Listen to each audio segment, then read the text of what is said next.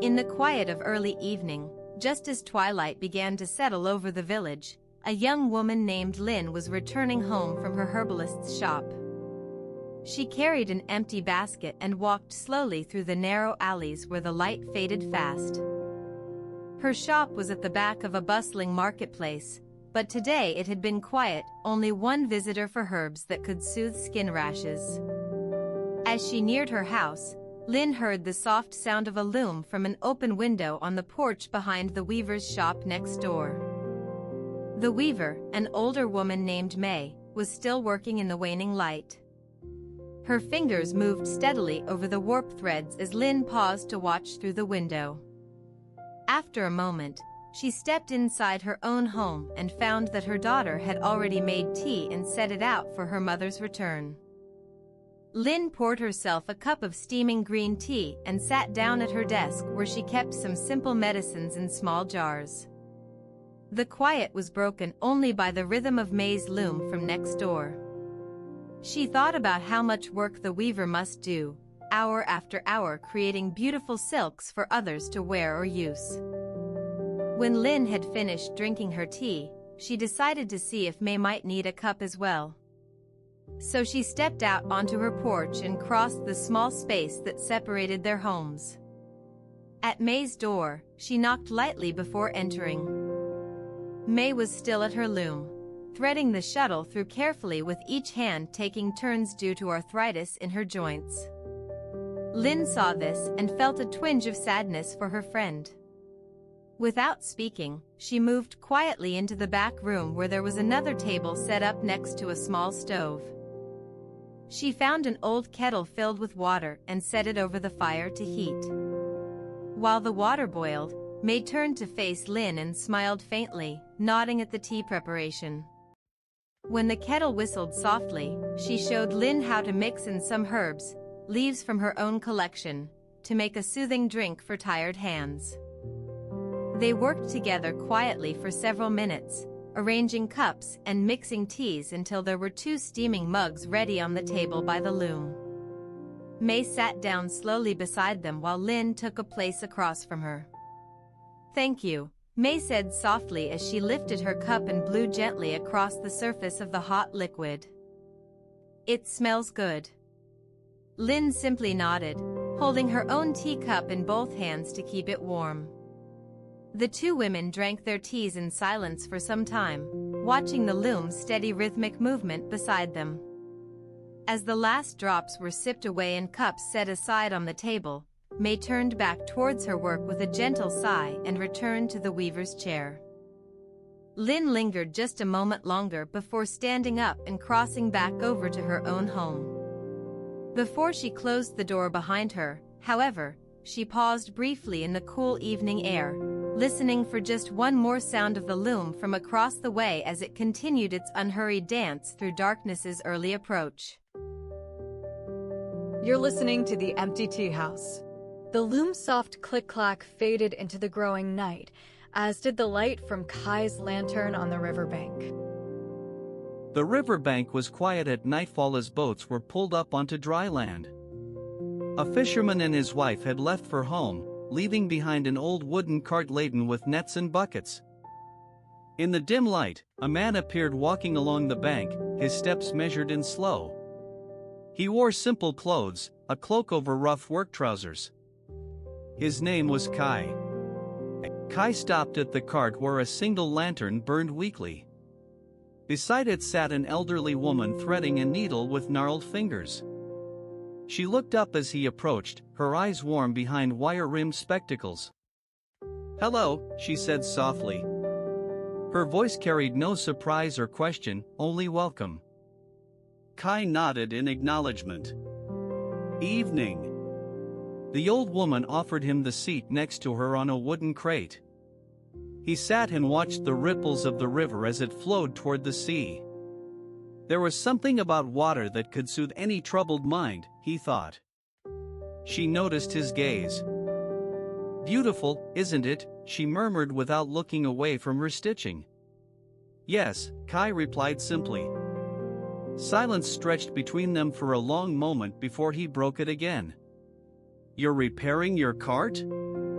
Her eyes twinkled with amusement. More like patching my old bones together. This hand is almost done. He turned to face her directly, studying the careful movements of her hands. Her fingers worked methodically over thread and cloth, fixing a tear in one corner. It was delicate work that demanded patience. Such care, Kai remarked quietly after watching for several minutes. The way you stitch. She smiled gently but said nothing, focusing instead on her task. He understood then the quiet strength of such simple actions, how they spoke louder than words ever could about resilience and acceptance. Her hands continued to move steadily, repairing. The lantern cast long shadows across their small corner by the water's edge. As night deepened, Kai felt an odd sense of peace settle within him. It wasn't a sudden revelation but a gradual awareness, like sand settling in an hourglass, each grain falling into place until no more could fit. Eventually, he reached out and placed a hand on hers that held needle and thread. She paused and looked up at him with kindness in her eyes.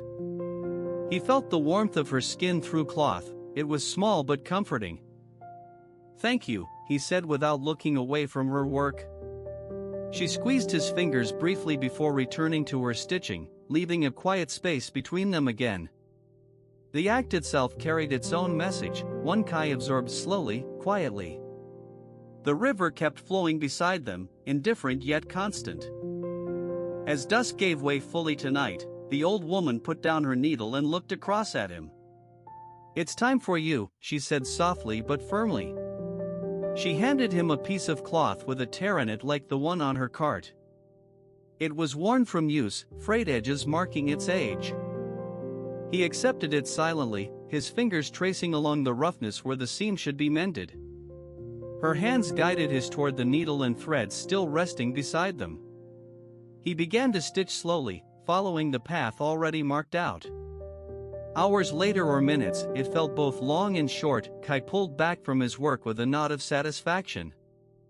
The tear was neatly repaired, stronger now than before. Beside him, she had finished her cart's repairs too, every frayed thread given new life by her hands. She handed him the lantern when it came time to go. "Safe travels," she said simply as he stood up to leave. He thanked her again without naming why or what for exactly and left along the riverbank toward home under a sky full of stars. The cartwheels creaked softly on gravel, echoing in the stillness behind him. Kai's lantern flame steadied in the dark just as Annie stood by the foggy fishing dock with her steaming cup of tea. On a foggy morning at the fishing dock, Annie stood by the edge of the water, her hands clasped tightly around an old thermos. The air was thick and quiet, save for the occasional drip from the dock's wooden planks. Her fingers unwrapped slowly, revealing a steaming cup of tea she offered to Joe, who sat nearby on a weathered crate. Joe looked up from his fishing line, eyeing Annie's outstretched hand. His eyes were sunken and his skin pale under the damp fog, but he smiled warmly when she spoke. "Thought you might need this," Annie said softly. Joe nodded gratefully as he took the cup. "Thanks, Annie." They sat in silence for a while, the only sound coming from Joe's line occasionally twitching in the water. The dock creaked slightly underfoot, and the fog seemed to close around them like an embrace. Eventually, Joe sighed softly. "I've been out here since before dawn," he said quietly. "Not catching much." Annie watched him for a moment before replying, "It's not always about what you catch, is it?" Joe shrugged, looking back at the water. "Just trying to fill my time now that I'm no longer out there." "Out where?" Annie asked. He paused, shifting his gaze from the foggy water to her face. "Afghanistan. But that's all behind me now." His voice softened as he continued. "I'm just learning how to be a civilian again." Annie nodded, understanding without saying it out loud. She reached into her bag and pulled out a small box of wooden hooks she had made from scraps at the workshop. "These might work better for today's conditions," she offered gently. Joe looked at the hooks, then back up to Annie. His eyes were filled with something that mirrored her own understanding. "Thanks, I'll try them." They spent the morning in a slow rhythm of silence and shared activity. Every now and then, one would offer a simple word or gesture, a nod, a smile, a hand reaching out for another cup of tea when it was needed. As noon approached, Annie looked at Joe's line, which had caught several small fish. "Looks like you're doing all right." Joe chuckled lightly as he pulled in his last catch. "Guess so." He then handed her the box of wooden hooks with a nod. "You made these, so they're yours." Annie accepted them without words, tucking them back into her bag. "We'll come here again tomorrow," Joe said softly. "Sounds good," Annie replied. The fog seemed to lift slightly, as if sensing their departure was near. With the fishing day winding down, the two of them walked slowly along the dock's edge, leaving the water behind for a return to town. The quiet between them held more than words ever could. As they reached the end of the dock, Annie paused and turned back one last time towards the water. She saw Joe standing where she had left him moments before, looking out into the still fog.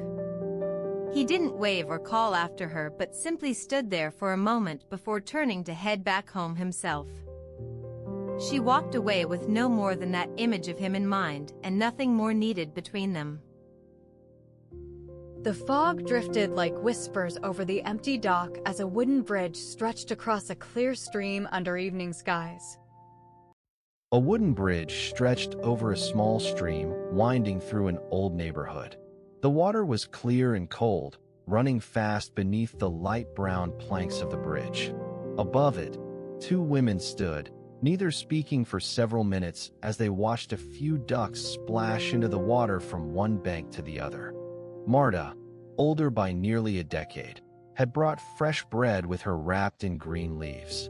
She held out the loaf across the narrow expanse of wood to Elena, who accepted it without looking at Marta but instead kept her eyes on the rushing stream below them.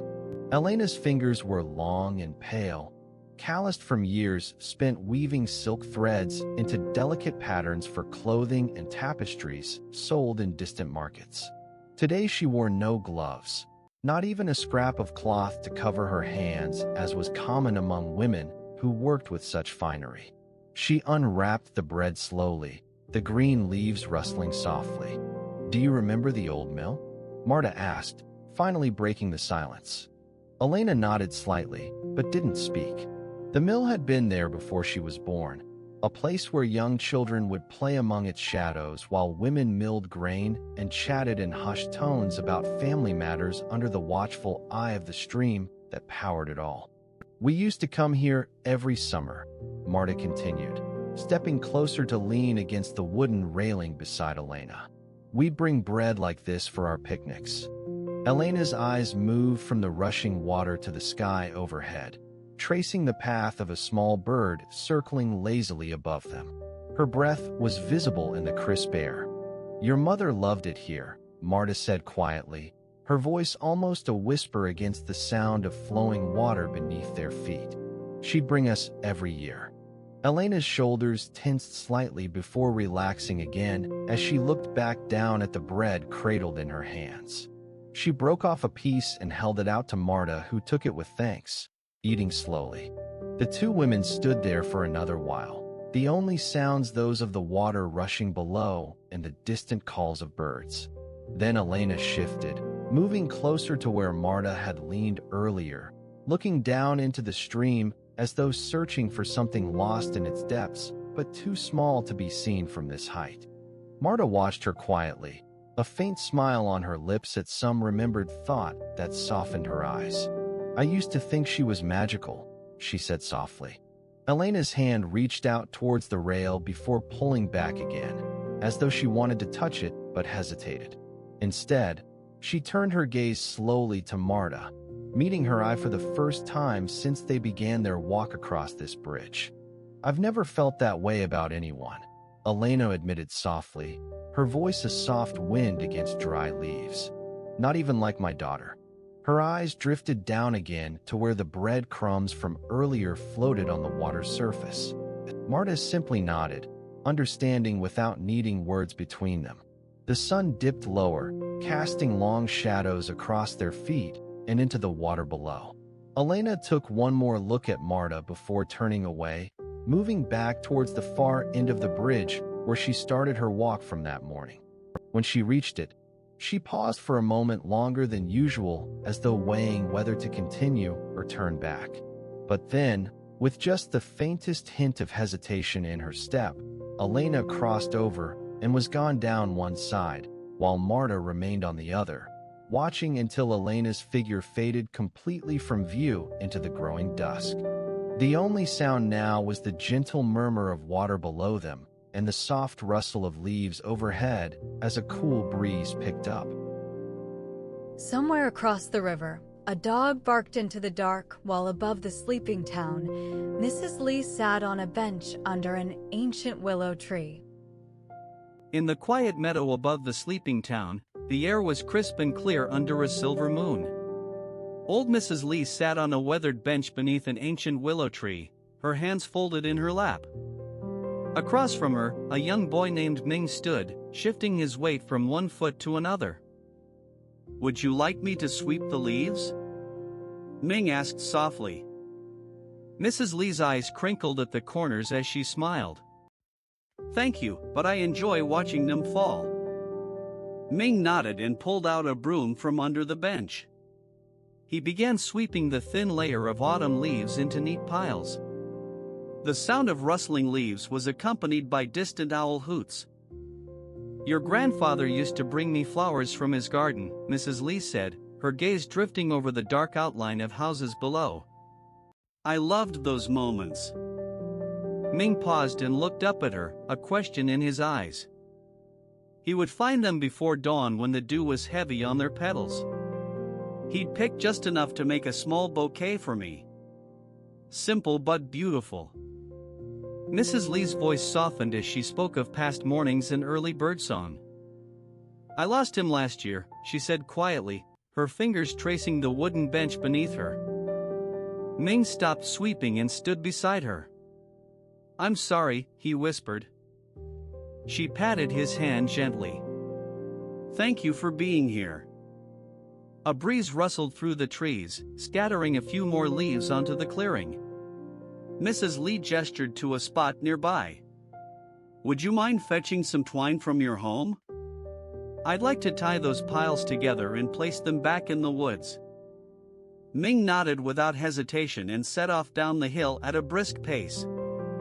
Soon, he returned with a ball of twine coiled around his wrist. Mrs. Lee took it from him and began tying knots around each pile, her fingers moving with practiced ease. Ming watched her hands for a moment before picking up where he left off, sweeping any new leaves that had fallen while she tied them. When all the piles were ready, Mrs. Lee walked over to one and lifted it onto her shoulder as if she carried no weight at all. "You did very well," she said to Ming, who helped pick up a few smaller ones. Together, they made their way through the meadow under the pale moonlight, the sound of leaves crunching underfoot blending with the night's quiet hum. As they reached the edge of the woods and placed the piles among the trees, Mrs. Lee stopped and turned back to the open field. "I think your grandfather would be proud." Ming smiled, his cheeks tinged pink in the moonlight. "Why do you come here?" she asked him as they walked back towards the village square, now bustling with early risers preparing for market day. "To help," he replied simply. Mrs. Lee nodded thoughtfully and squeezed his hand lightly before letting it go. They continued their walk, her steps steady alongside his, each step silent and deliberate in the cool morning air. As they reached Mrs. Lee's home, she opened her door and stepped inside without a word of farewell. Ming watched her close it gently behind her and then turned to head back up towards the meadow. In the early light of dawn, he found himself once again under the willow tree, brushing leaves from its trunk with a feather-light touch before setting off down the hill for home. The first rays of sun caught the edge of Mrs. Lee's closed door, casting a golden line across the weathered wood as dawn began to whisper through the meadow. The kettle cools at the empty tea house. Until tomorrow.